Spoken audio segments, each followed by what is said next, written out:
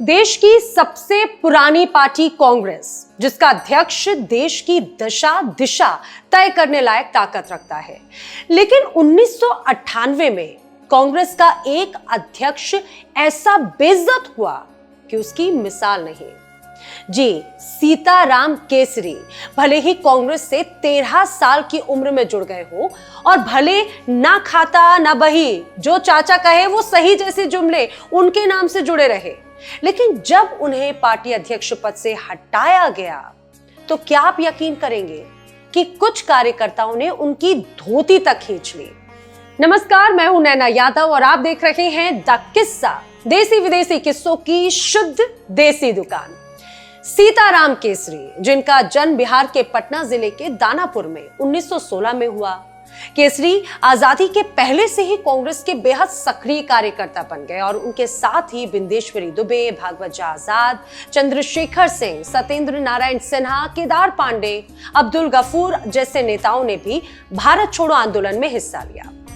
सीताराम केसरी 1967 में पहली बार जनता पार्टी के टिकट पर बिहार के कटिहार संसदीय क्षेत्र से चुनाव जीतकर संसद पहुंचे और उसके बाद उन्होंने फिर से कांग्रेस की सदस्यता ग्रहण की।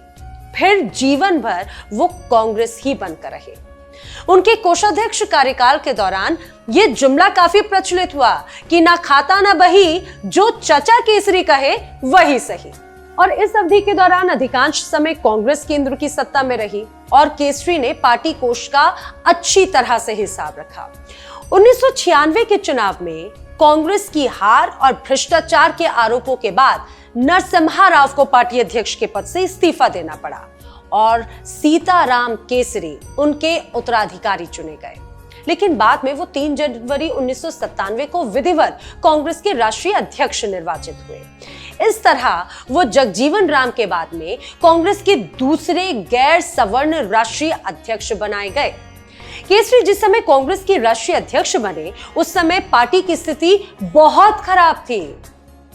अप्रैल 1997 में एचडी देवेगौड़ा के नेतृत्व वाली संयुक्त मोर्चे की सरकार को गिराने का उनका फैसला सबसे ज्यादा विवादास्पद माना जाता है। लेकिन किस्सा उनके फैसलों का नहीं, बल्कि खुद उनका है। जी हाँ, दरअसल हुआ यूं कि सीताराम केसरी के अध्यक्ष बनने से कांग्रेस का एक बहुत बड़ा गुट ऐसा था जो नाराज था और सोनिया गांधी को पार्टी में ज्यादा सक्रिय भूमिका के लिए तैयार करने लगा। इस गुट ने 1998 के चुनाव में सोनिया गांधी को प्रचार के लिए राजी किया। 12वें लोकसभा चुनाव में कांग्रेस को देश भर में 142 सीटें आई और इस चुनाव में सोनिया गांधी ने 130 से ज्यादा रैलियों को संबोधित किया। कांग्रेस अपनी पारंपरिक सीट अमेठी में भी चुनाव हार गई। इसके अलावा अर्जुन सिंह हो, नारायण दत्त तिवारी जैसे जो नेता हैं, वो भी अपनी अपनी सीटों पर चुनाव हार गए थे।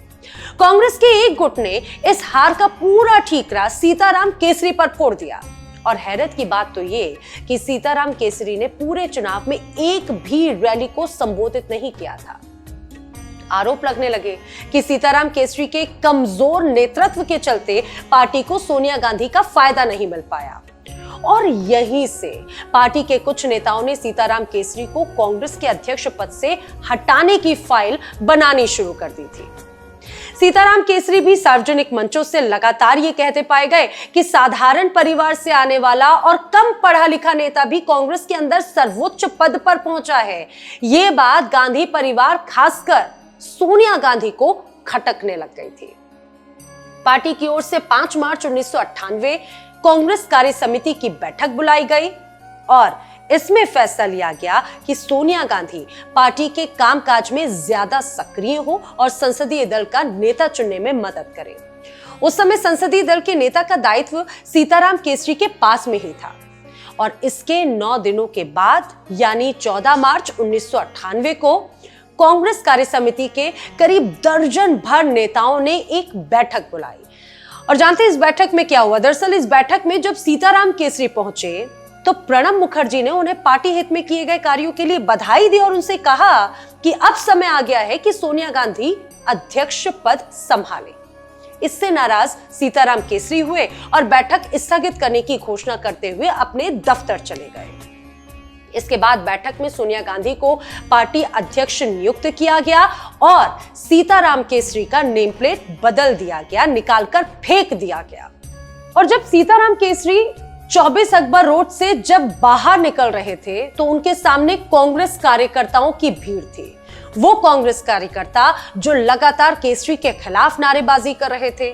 ना सिर्फ नारेबाजी बल्कि उनकी धोती खोलने की कोशिश भी उन्होंने कर दी। 24 अकबर रोड यानी कि कांग्रेस का मुख्यालय, वहां से सीताराम केसरी रोते हुए बाहर निकले, जिसकी तस्वीर कई अखबारों ने भी छापी। वरिष्ठ पत्रकार राशिद किदवई ने तो अपनी किताब a short story of the people behind the fall and rise of the Congress में लिखा है कि दिल्ली के 24 अकबर रोड स्थित मुख्यालय से सीताराम केसरी को बेइज्जत किया गया, बेइज्जत कर बाहर निकाला गया। उन्हें कांग्रेस से निकालने की मुहिम में सोनिया गांधी को प्रणब मुखर्जी, ए.के. एंटनी, शरद पवार, जितेंद्र प्रसाद का पूरा सहयोग था। कांग्रेस मुख्यालय से निकलने के बाद में उन्होंने राजनीति से संन्यास ले लिया। राज्यसभा का कार्यकाल समाप्त होने के साथ ही उन्होंने सरकारी बंगला भी छोड़ दिया और लगभग 35 वर्षों तक सांसद और 3 सरकारों में मंत्री रहने के बावजूद उनका दिल्ली में अपना घर भी नहीं था। तो ये था एक दिलचस्प किस्सा कांग्रेस के इतिहास से जुड़ा हुआ। आपको ये किस्सा कैसा लगा, आप हमें कमेंट बॉक्स में बताना ना भूलें। इस वीडियो को लाइक करें, चैनल को सब्सक्राइब करना ना भूलें। फिलहाल दीजिए इजाजत, नमस्कार।